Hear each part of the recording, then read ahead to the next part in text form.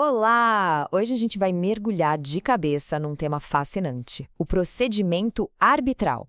Sabe, muita gente ouve falar de arbitragem, mas o que acontece de verdade, do começo ao fim? Bom, é isso que vamos desvendar. Baseado nos pontos principais da aula do professor Felipe Moraes, a gente vai fazer uma verdadeira jornada por cada etapa desse processo. Pois é, essa é a grande questão, né? Para muita gente, a arbitragem parece uma caixa preta. Alguém inicia o processo e depois, o que acontece lá dentro? Hoje a gente vai abrir essa caixa e iluminar cada passo do caminho. E para guiar a gente, aqui está o nosso mapa.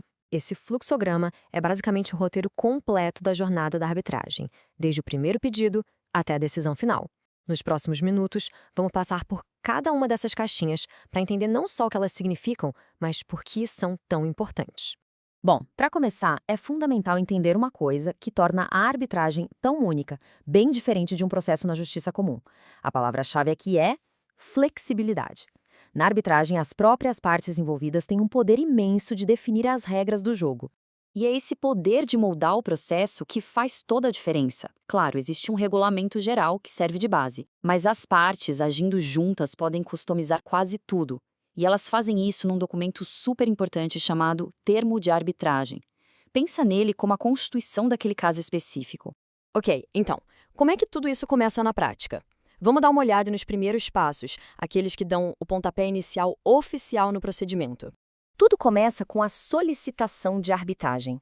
A partir daí, a outra parte apresenta a sua resposta e, em seguida, um passo crucial: a indicação dos árbitros, que são as pessoas que vão atuar como juízes do caso. Essa sequência inicial já deixa o campo de jogo todo preparado para a próxima fase. E é justamente na audiência inaugural que aquele documento que eu comentei é assinado, o termo de arbitragem. É ele que vai funcionar como a lei daquele processo. Ali se define o cronograma, as regras para apresentar provas, enfim, todos os detalhes de como as coisas vão funcionar dali para frente. E uma coisa que garante a agilidade da arbitragem são os prazos. Eles são levados muito, mas muito a sério para manter tudo andando no ritmo certo. Podem até gerar um certo estresse, mas são esses prazos que garantem que o caso não vai se arrastar por anos a fio. Com as regras do jogo definidas, a gente entra na fase que é o coração do procedimento, a instrução. É aqui que o caso é construído, com a apresentação de provas e argumentos. É a hora de botar as cartas na mesa. Durante essa fase de instrução, as partes vão, de fato, construir seus casos. Isso envolve uma troca intensa de documentos, a realização de perícias técnicas, avaliações de engenharia, auditorias contábeis e, às vezes, até visitas a algum local importante para a disputa. O objetivo é juntar todas as peças do quebra-cabeça antes das audiências. E aqui tem uma distinção bem importante: os tipos de testemunhas. De um lado, temos as testemunhas fáticas, que são as pessoas que viram os acontecimentos, que estavam lá. Do outro, as testemunhas técnicas, que são os especialistas, engenheiros, contadores, gente que traz o conhecimento técnico para ajudar a esclarecer os pontos mais complexos. Se a gente voltar para o nosso mapa, dá para perceber bem a posição central da produção de provas. E isso não é à toa, né? Depois que tudo é organizado no começo, é nessa fase que o caso ganha corpo, ganha substância. É aqui que os fatos são provados e os argumentos são fortalecidos. Agora, a gente chega na fase das audiências.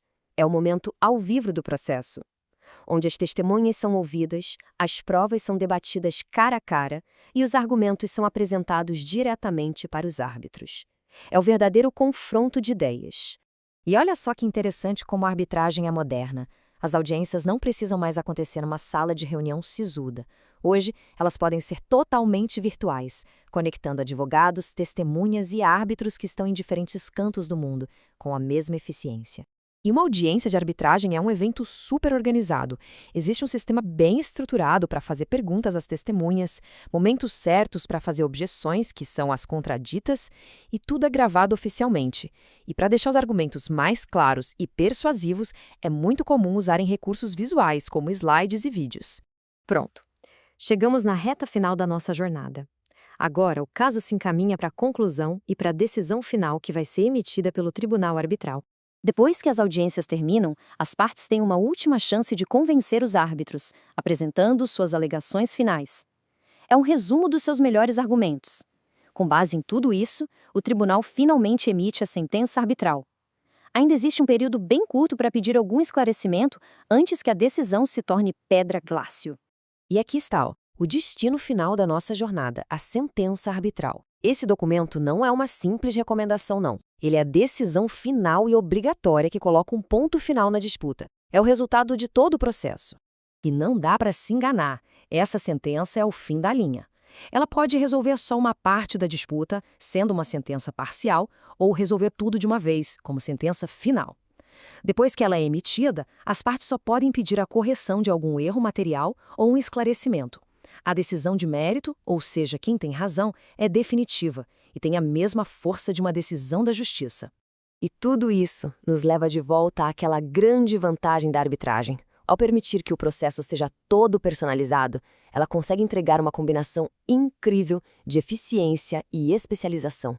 A pergunta que fica é: num mundo com disputas cada vez mais complexas, até onde será que o poder dessa flexibilidade pode nos levar?